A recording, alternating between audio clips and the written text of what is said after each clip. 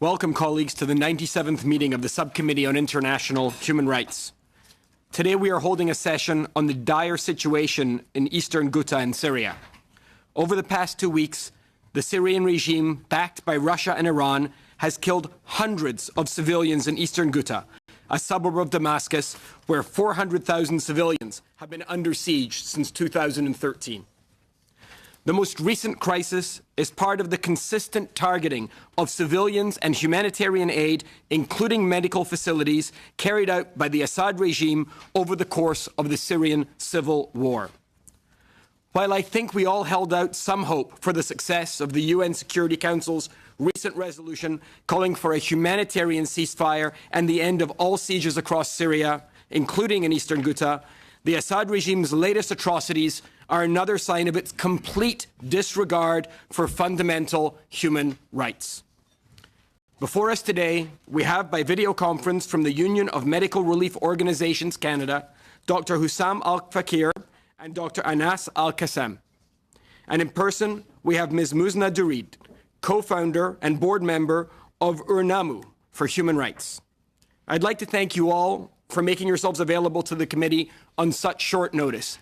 We consider this to be an emergency situation.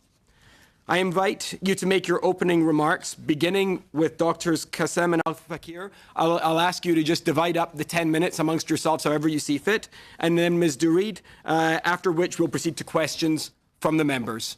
Thank you very much, and I turn the floor over to you. Thank you all for having us. I'll start with just giving you a brief description about what's happening, what the situation is like on the ground, and then Dr. Anas will talk about some testimonies from the ground. So just to give you a geographic description of the area, Ghouta is in a suburb of Damascus. It's about 30 kilometers in diameter with a population almost 400,000 people.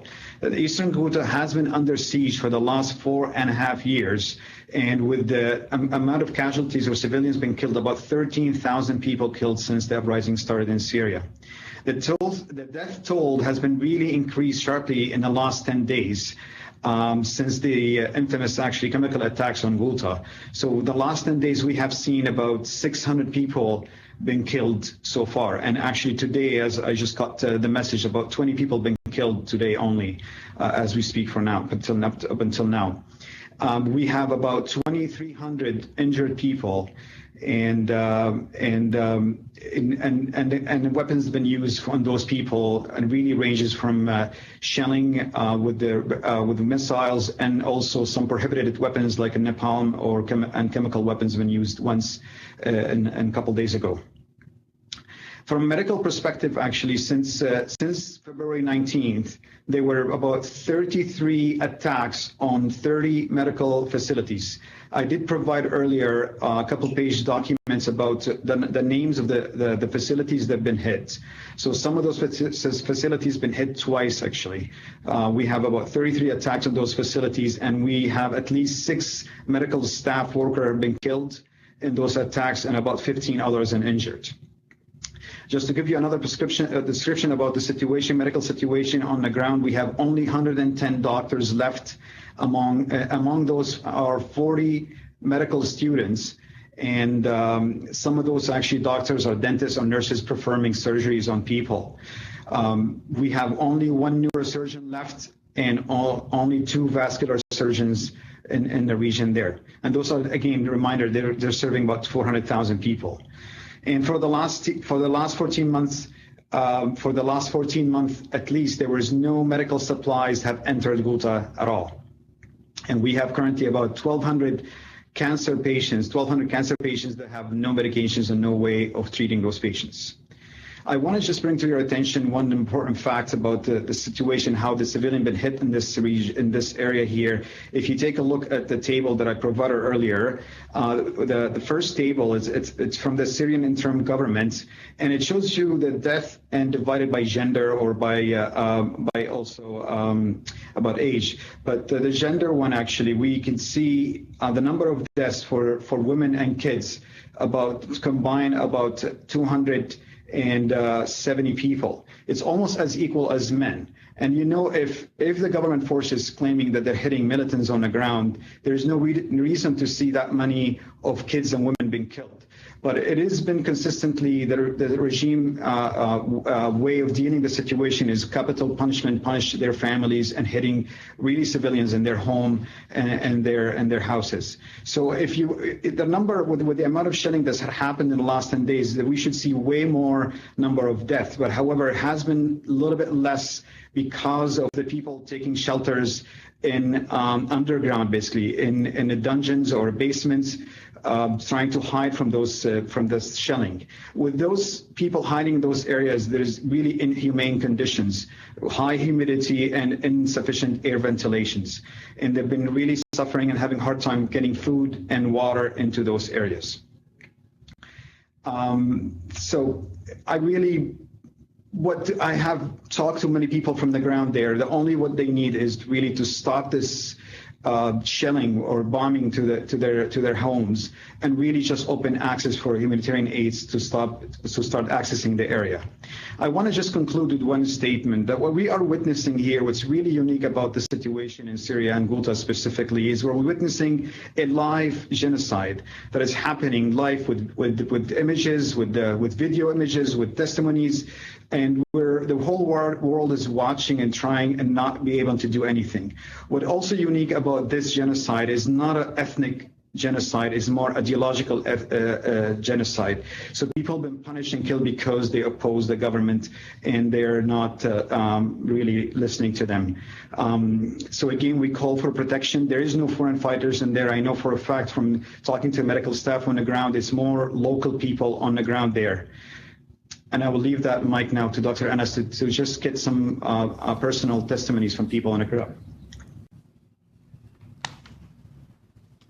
Thank you very much, Dr. Hussam, and thank you for the Member of Parliament of this very essential subcommittee on the international human rights.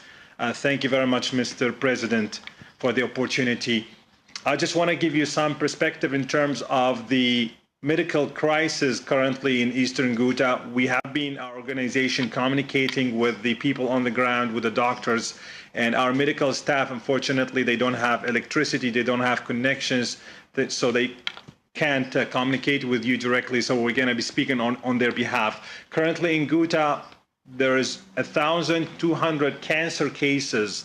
They have no kind of medical treatment, because chemotherapy and many medications does not exist. I just heard recently a 22 years old gentleman died with rectal cancer because there was no chemotherapy to give him a treatment before or after the surgery. There is only one neurosurgeon left for 400,000 population, despite the ongoing destruction, ongoing airstrikes by Russia and the Syrian regime. And there's only one neurosurgeon to take care of all these head injuries with very limited medical supplies available.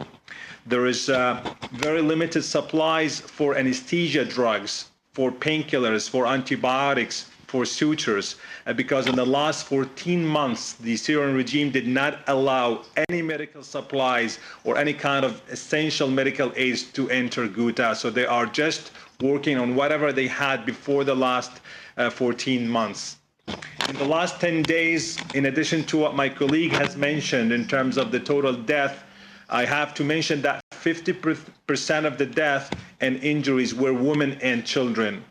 And just to confirm that it is systematic destruction of the city, which is highly populated of 400,000 civilians. There's about 2,300 injuries now, and the number is set to increase. So talking to the people on the ground, they don't have even diesel to operate the hospitals. They are using plastic bags to try to operate the generators for the hospitals. Again, I want to reiterate what my colleague concluded, is that the physicians and the medical staff, the humanitarian aid workers, are asking for protection for the hospitals, for the healthcare workers, which is assured by many resolutions, including the 2286 resolution by UN. And they asking, number two, to evacuate the critically ill patients, more than 500 critically ill patients. They need emergency surgeries and evacuation from Ghouta to a safe place. Thank you very much for hearing from us. Thank you very much. Now, if you'd like to Go ahead, Mr. Reid. Yes, you'd like to. Thank you. Good morning. Thank you for this invitation. We are grasping in the Canada's role to stopping this massacre in Syria. I will talking personally about my family in Eastern Ghouta. Just yesterday, my uncle sent to me the photo of dry bread from there to eating with his family. So we arranged to Canada to push the resolution 2401 of Security Council to stop this bombing and shelling in Syria, and if the situation will continue like that, we will see the same scenario from Aleppo and in Ghouta or in Idlib also. So and. Also, Jafari from Assad regime told or talking about in last session in Security Council about we will continue the scenario of Aleppo in Idlib and in Ghouta. So we urge Canada to put like any pressure in the areas and in international level to stop this massacre, because after 72 hours following the resolution 2401, there is 107 person are killed by bombing, including 34 children. So if that. And there's like also a chlorine attack in Eastern Ghouta last week. So and also we see that Russian when decide to put or to do like a ceasefire, they do it like from 9 a.m. until 2 p.m. There's a ceasefire. So when Russia decide to do that, they do it. So just like we need to push to do the pressure on it to implementation the ceasefire or truce in Eastern Ghouta and evacuate it. We don't need like humanitarian corridors for humanitarian to evacuate it from Ghouta, because there is no safe way to exit from Ghouta to Damascus, or because there's like recruitment with the army for MEAN, and we didn't have any idea about the situation for civilians if they are evacuated from Ghouta.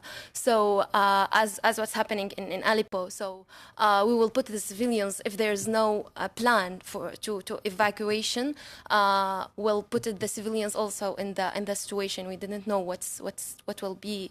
Where will be arrive. So and also we talking about the children, the women, and when we talking in the media about the basements in Syria or in Ghouta especially, there's no shelters in Ghouta. It's just like a basements in the of the residential buildings.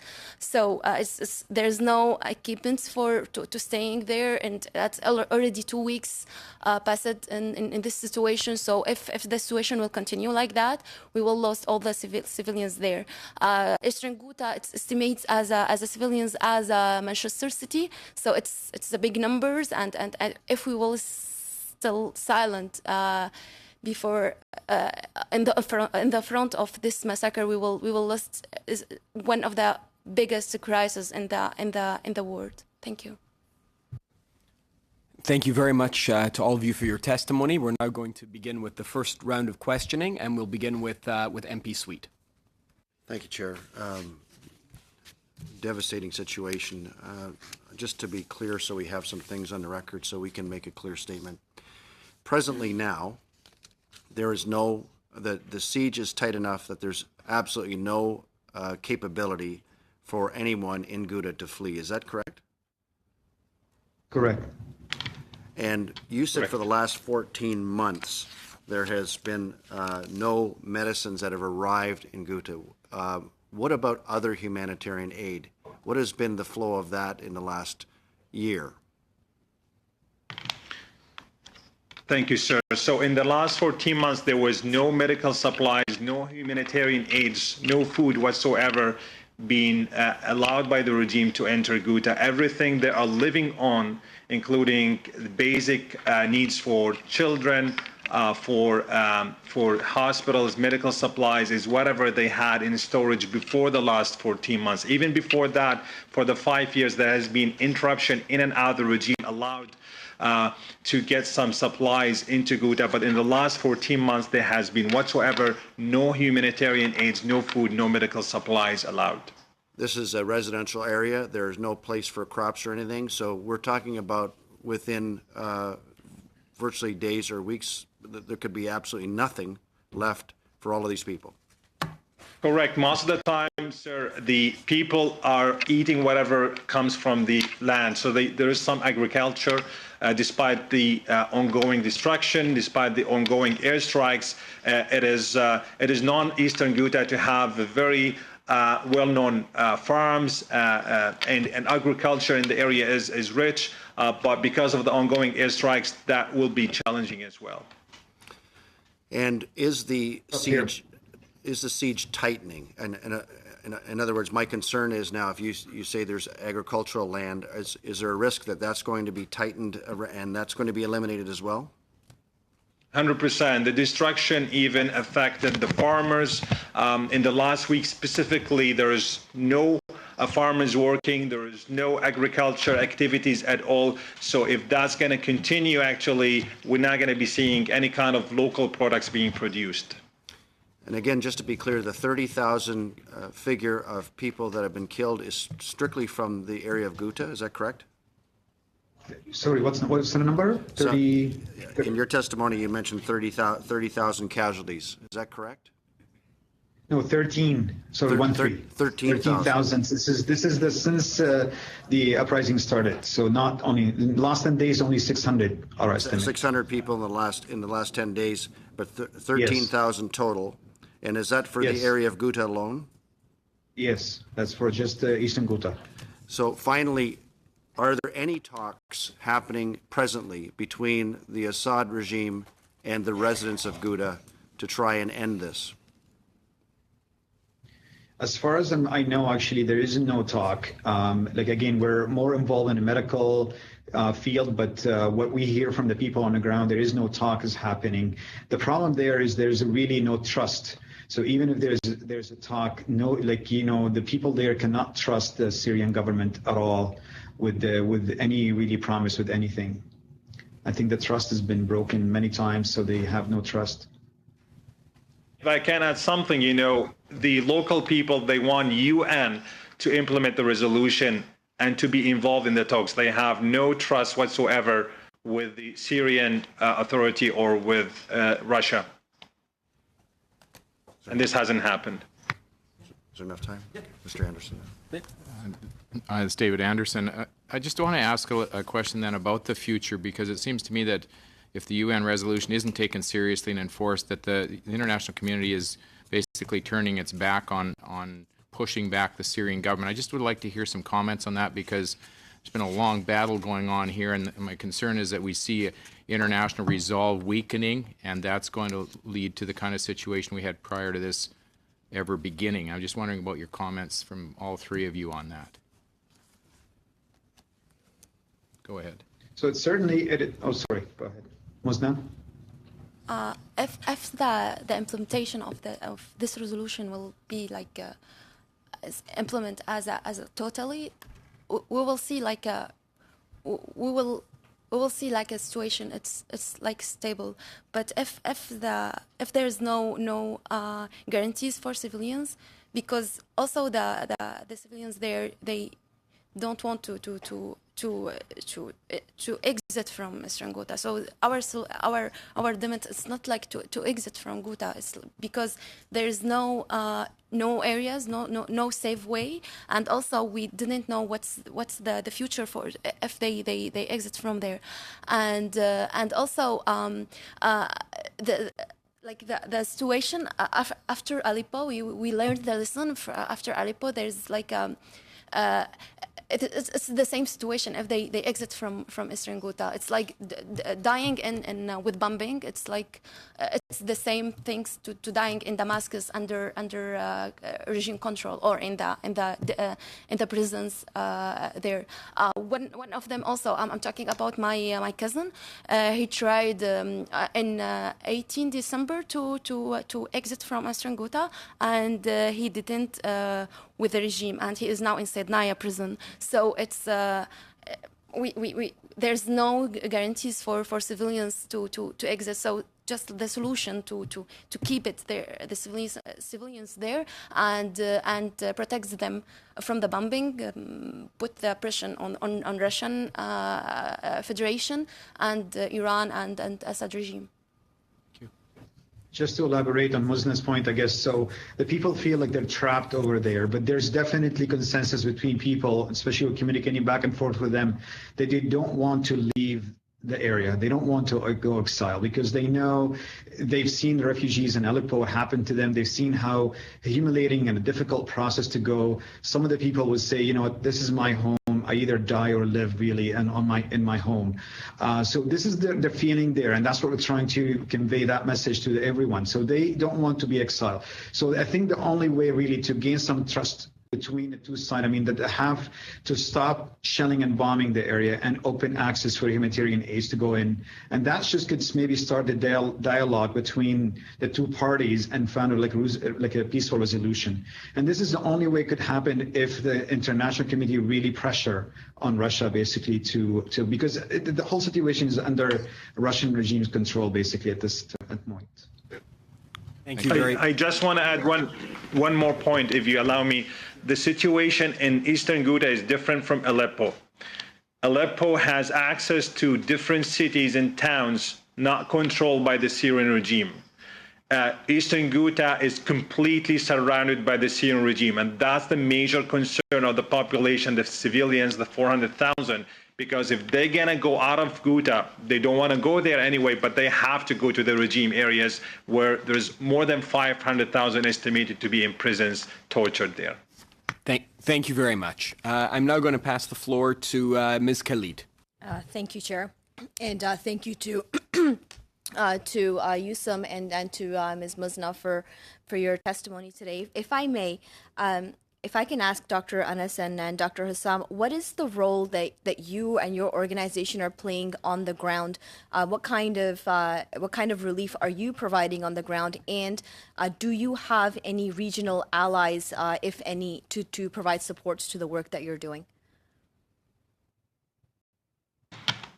Thank you very much, MP Ikra.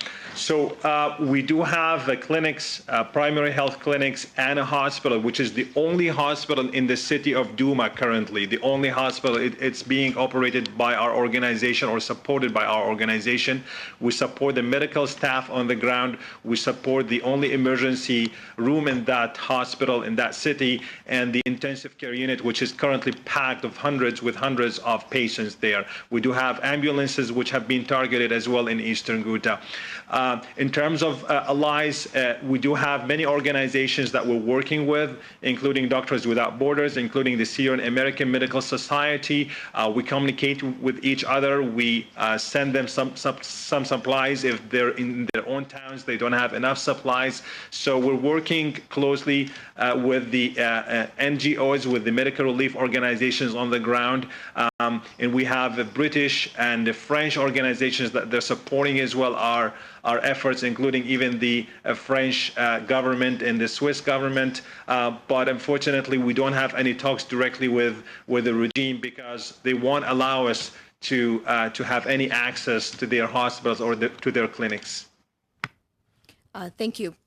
So when it comes to the role of the Government of Canada, do you have any concrete recommendations that you can provide or things that you think that the Government of Canada can do in terms of helping the situation and applying that political pressure to the international community, as you mentioned earlier? In terms of what Canada can do, I think we ask Canada and urge Canada to put pressure on Russia because we know that Russia has a solution. As my colleague mentioned, Musda, is that Russia, when they wanted to do the safe zone from 9 until 2 o'clock, they were able to achieve that. So I think Russia has the answer for that, and if we put some more pressure on Russia, I think they can implement the resolution as it is, the 2401, in addition to the previous resolutions, including the 2286 to protect the hospitals and the medical facility. Once this is achieved, we can come with a solid and concrete proposal to the Canadian government, because we do have a plan of evacuation. OSAM actually was the pioneer organization in the evacuation of Aleppo, so we had lots of experience from Aleppo. So we can certainly help in the evacuation with UN. We work closely with WHO and UN, and we're more than happy to present something solid at that time. Do you think that that an evacuation, you had mentioned earlier in your testimony that people do not generally want to leave the area. Do you think that an evacuation, if possible, would be would pose a lot of challenges for you? And where would you evacuate people to? So well, I think my other colleague he's just talking basically about evacuating the injured people, and not everyone on the ground, but mainly injured people. I don't think the probably would be safe to take them to Damascus, really, the injured people, because we don't have, again, facility there or with trust to be able to treat those people. So we can evacuate them, those injured people, to the north side, basically to close the Turkish border. Okay, and I think Peter, you had some questions. I do. Thank you very much to all of you for your advocacy. I guess what I would ask is, seeing as though Eastern Ghouta is so close to Damascus, and Damascus being known throughout history as a real vibrant center of culture, of multiculturalism, it was such a diverse place. I wonder if you can comment on how the recent crisis has impacted minorities in Eastern Ghouta, whether Kurds, Christians, Druze, Ismailis, Shia, anyone, and any insight you could offer in that regard would be fruitful, I think. Yeah. I can basically tell you in general, not only Eastern Ghouta, because this issue is all over Syria, and specifically, not only suburb of Damascus, but a suburb of other cities. One thing we need, I think the world needs to know about this area. Those people have been living together way before the Syrian regime have taken control over the country. So those people were living together, they're neighbors, they're sometimes families, and together. They have farms together, they have a lot of business together. So there is no really division between because they've lived together. They've always been integrated together. There is no really division between them. The Syrian regime, actually, I have to say that they have really tried to really create a wedge between ethnic people or religious beliefs, so they can leverage on some other minorities to join them. But there is no really different. The people have been living. I lived in Damascus for years. I got friends who from all aspects of Syria, like whether Christians, Ismaili, Durzi, Alawi, they're all were having one. We went to class together. We partied together. We were all friends. So this does not exist. I think it's just the Syrian regime really pushing on this point to gain leverage against the majority of Sunni people. If I could just get further clarification on that.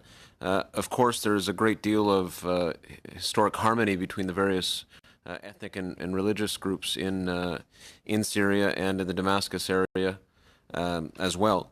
And you reference here Ghouta. I wonder, though, if the point that you're making is that despite the recent crisis and everything that's transpired since March 2011 in Syria, you are saying that relationship of harmony, that those positive relationships still exist, because as we've seen throughout history, not just in the Middle East, but in many other conflicts, emergency situations in particular, when bloodshed is ongoing, it's in those moments that relations between people that were once neighbors and friends can turn quite ugly. But you're hopeful in that sense that despite everything that is ongoing, things seem to be on a steady footing.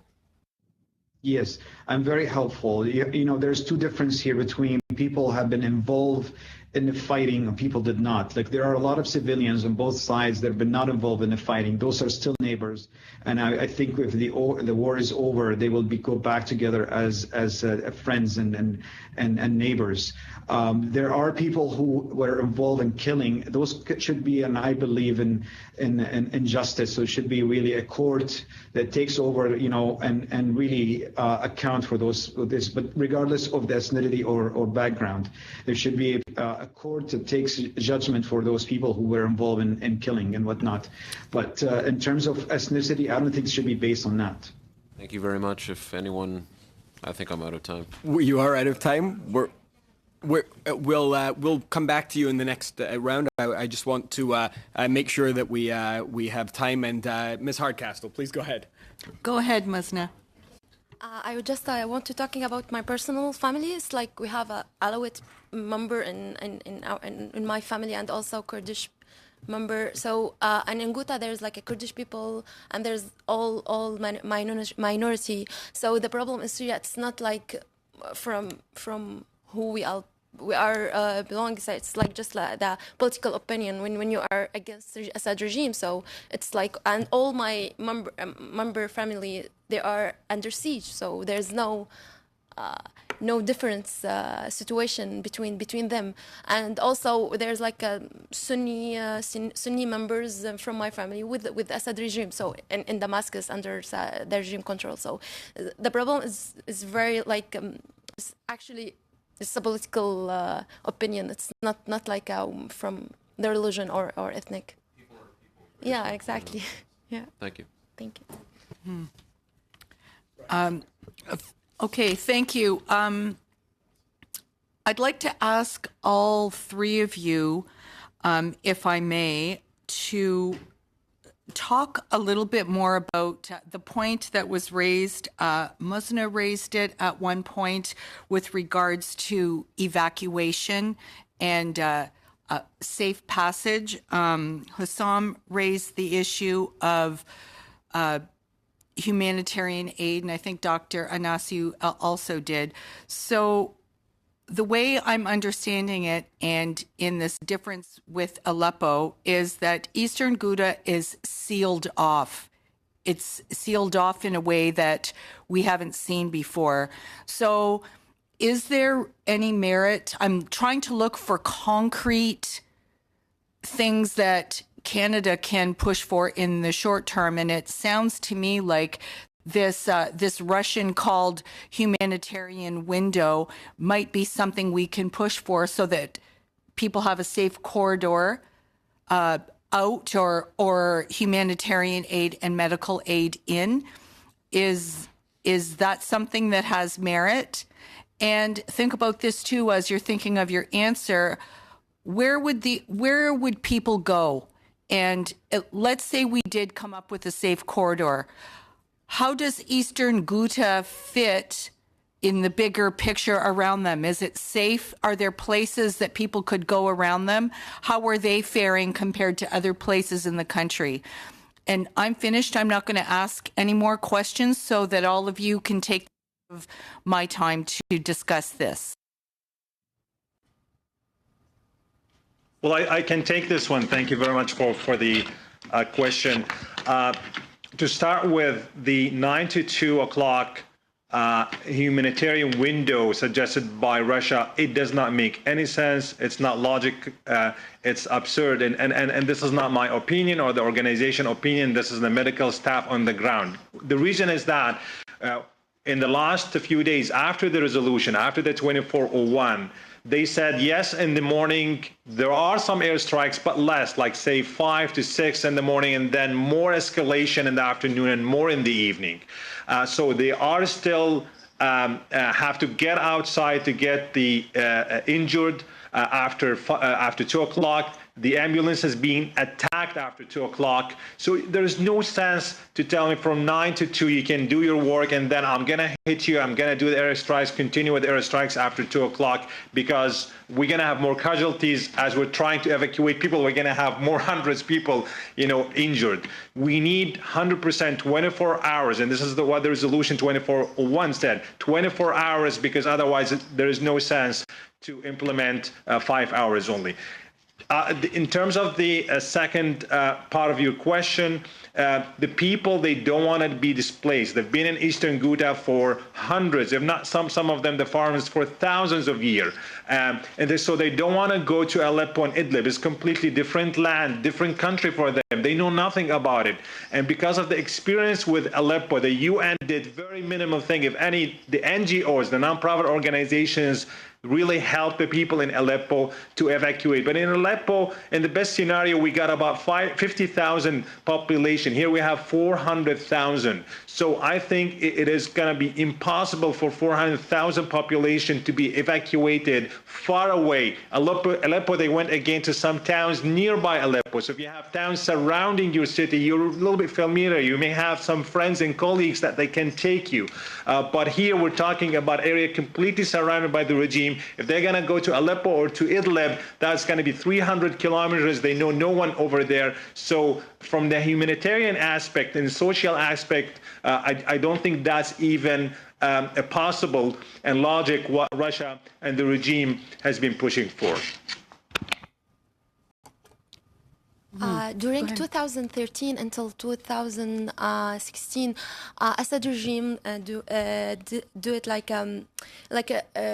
he called reconciliation or conciliation operation with the neighbors in Damascus or Azakabun or Madamia. So the experience from those evacuation, the mean going to prison or the arm as equipment for with the army, or and the children with women staying in the schools. So and those schools held by Assad regime. So there's no other scenarios or other plans from regime.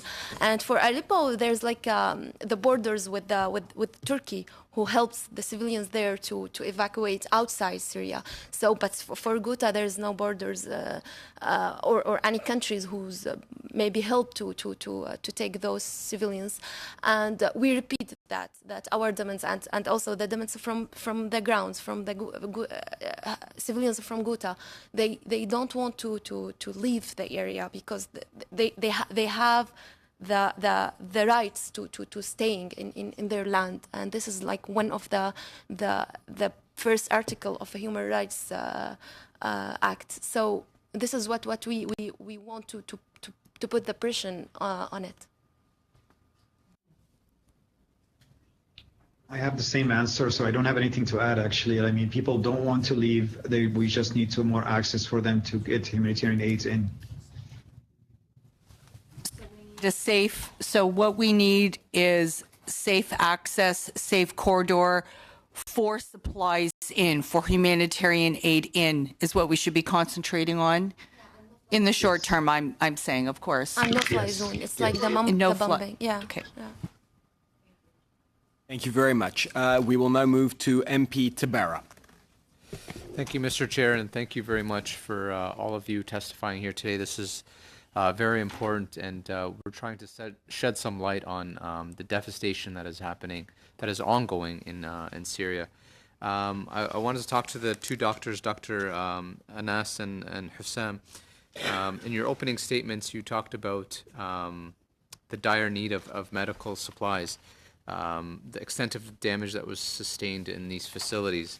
And I believe it was Dr. Anas, you mentioned that there's been 33 attacks on medical facilities.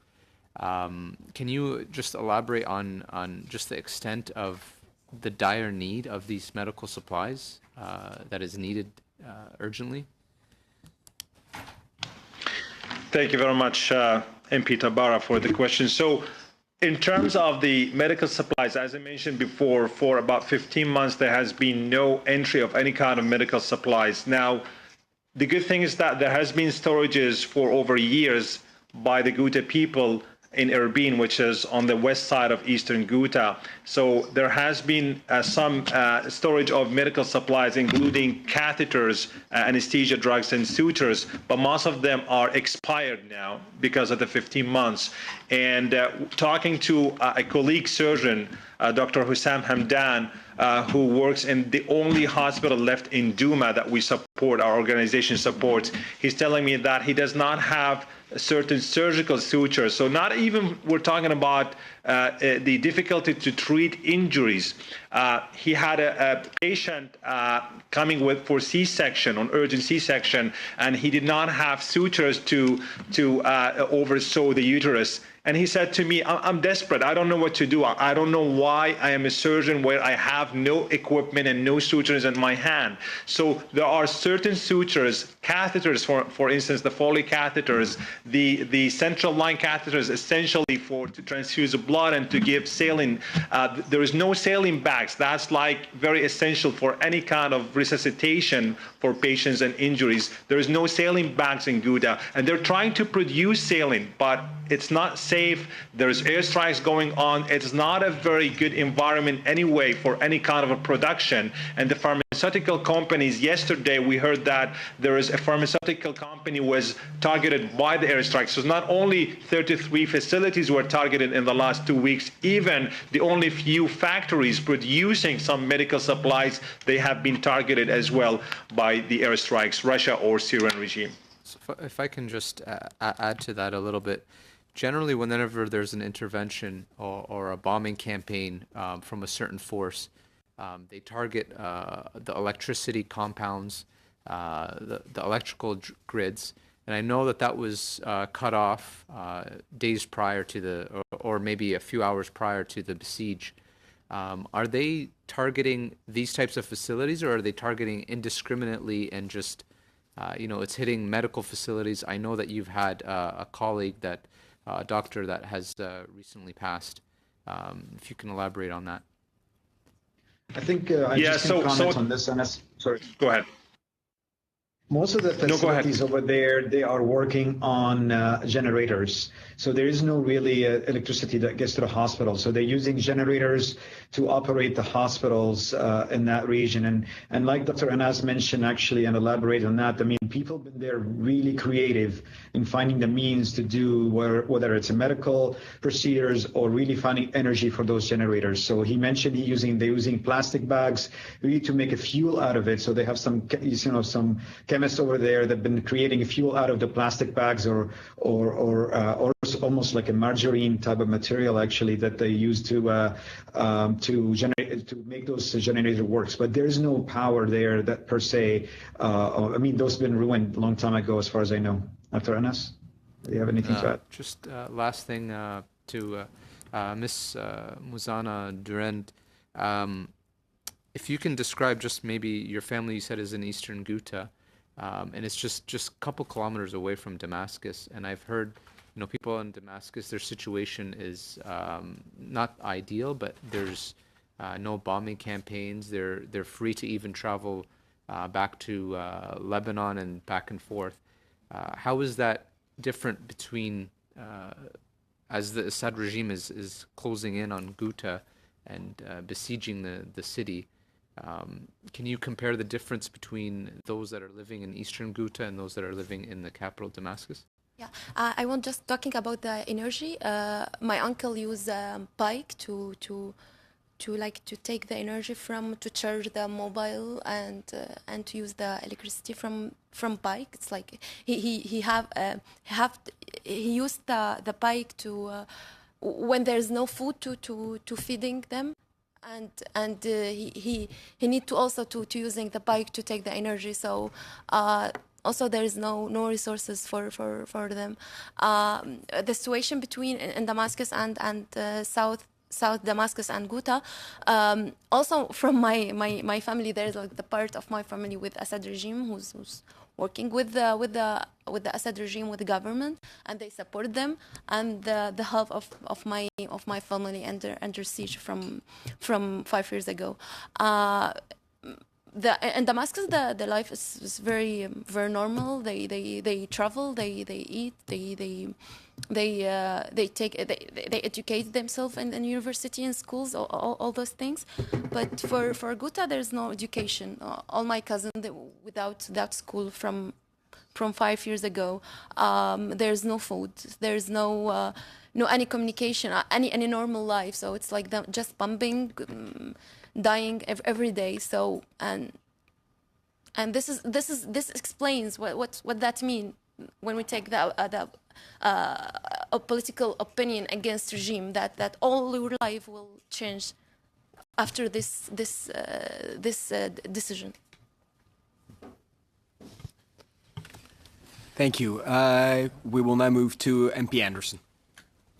I want to thank you for that, because I think we all understand the vicious history of this regime, and that's why people are concerned. I think, Dr. Hussam, you said that there are they're not foreign fighters involved in this. I'm just wondering if you can give us a little sense of what's the makeup of the military presence that's opposing the regime in this area. Is it, and I guess, what percentage of the population is involved in supporting? And I mean, sometimes you get these conflicts where the population is just forced to be there. Other places, the population is very supportive of what's going on. But can you give us a picture of what's going on in terms of the defense of this city and in the opposition to the regime? Understanding, and again, my information is from the medical people on the ground. What they're telling me, I don't have a military background, or I don't know what's going on in military-wise there, really more specific details. But what I was told that there is no foreign fighters there, because the area is under siege for that many years. We talked about 4.5 years under siege, so there are no foreign people coming in. And let's say that some people smuggled and found a way to get in, there'd be very, very small minority. So the majority of the people there, the local people there, they're really protecting their lands and families. And like I said, it's a more ideological issue that the government wants to force itself on the people, and the people resisting.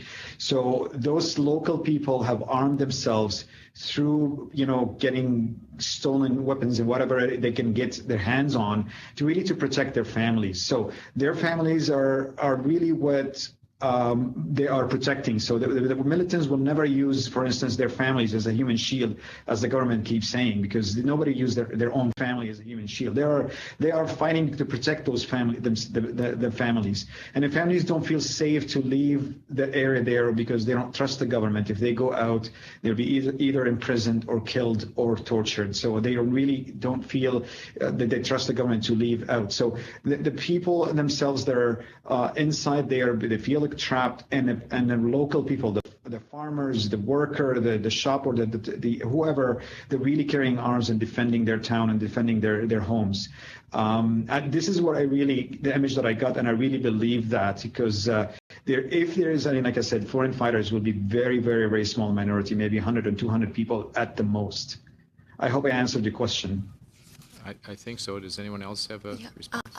And also, I was talking about the situation in Deir Zor. When Deir Zor besieged by IS, the international coalition dropped food for the civilians there. So why, when there's a besieged area by Assad regime, there's no any help from drop food by airplane or any kind of help? So, and also if there's an armed group in Ghouta, it's like a normal, because it's 7 or 8 years of war in Syria, and also it's not a cause to target civilians, a school or hospital. It's not a cause to use the chemical attack and chlorine and sarin. So it's not cause to do all that.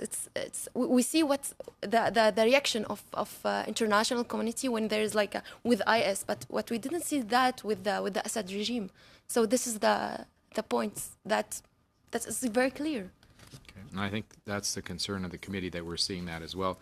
I just wanted to talk a bit about the chemical attacks. I think on 25th of February, the Organization for Prohibition of Chemical Weapons said that they were going to investigate the reports. Now, I think in the past when they went in, they were attacked and ambushed or whatever. I'm just wondering, do you have any comment on how they go about doing their work in a situation like they would find themselves in? Do you have anything to do with them, or is that kind of outside the scope of what you do? Well, there has been a chlorine attack documented by the doctors.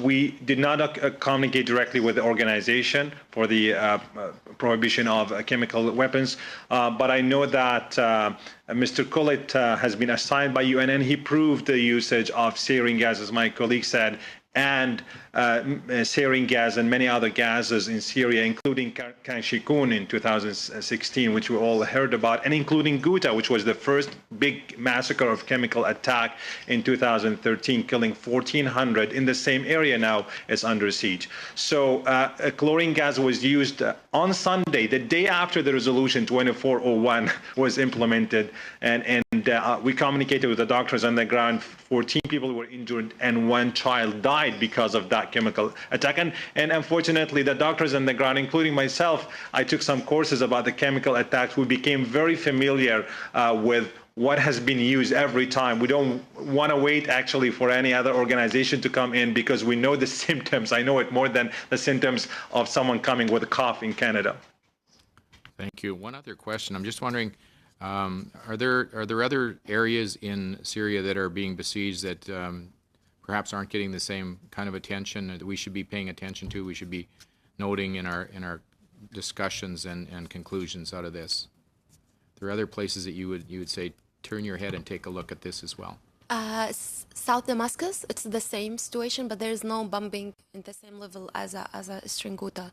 But there's like Kadam Yelda and Tadamon, Yarmouk camps. They are also under siege.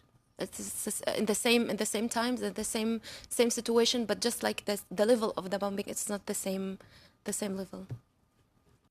Thank you. I think MP Khalid had a last question. Thank you, Chair. Ms. Musna, you had described a conflict that is more based on political ideologies. And Dr. Hassam, you had mentioned and then talked a little bit about accountability and justice. Yes, Syria has been under siege for a very long time. What is the way forward when we talk about bringing justice to the victims of this siege and to the humanitarian crisis that is ongoing, and with respect to rebuilding a country that has suffered so much in the past number of years? There is no justice with Assad regime, unfortunately. And after the Caesar operation, and after 1,500 photo coming from prisons for the victims who's dying in the prison, and we have 2 of my members, they are dying, and from those photos who's coming with or smuggling with Caesar. And after the chemical attack in 2013, when there's 1,200 people killed in this attack, I think there's many evidence about how this regime are criminal, and how he dealing with the international community and with us. It's like So for accountability as a civilian society, there's like a many organization who's as a Ornamo and another many of civil society who's working in the documenting of violation in Syria. It's like a daily documenting, and just like to start, like there's a Syrian refugee here in Canada who they are victims in Syria, and they are detained with the Assad regime, and after just a few years they will be as a Canadian citizen. So we can like ask the justice for them as a Canadian citizen. If Syrian citizen, it's not like in the same level as a human. So and we can like start from the courts, national courts, as what's happening in Germany and Sweden and France in Europe. So we can put like the pressure on this level as the individual court, or in the Lahai for as a regime in general. Okay. Thank you very much. I see that unfortunately our time is running out. I want to thank all three of you for coming in today on really short notice. It's a wake-up call. I think it's a wake-up call for all of us because we know that the sad reality of these situations is that for a moment in time, they have the front pages, and we saw it with Aleppo. I was just looking at work this committee did over a year ago. And then sadly, these things fall out of the front page and fall out of our consciousness. But when we see the depravity and the crimes that have occurred against humanity, the war crimes that are occurring in this region yet again by the Assad regime, it is a wake-up call that we all need to be doing more. And I think nothing brings that home more than having each of you here sharing, whether it's the stories of the medical professionals battling it out in the hospitals to try and save lives, or Mr. Reid, your family that's over there and what they've been subject to over the last 5 years. We will make sure that once again, certainly within Parliament Hill and that we're messaging this out and making clear that the world cannot stand by while these atrocities continue to happen on a daily basis. So I want to thank you for coming and sharing your testimony with us. And with that, I shall adjourn.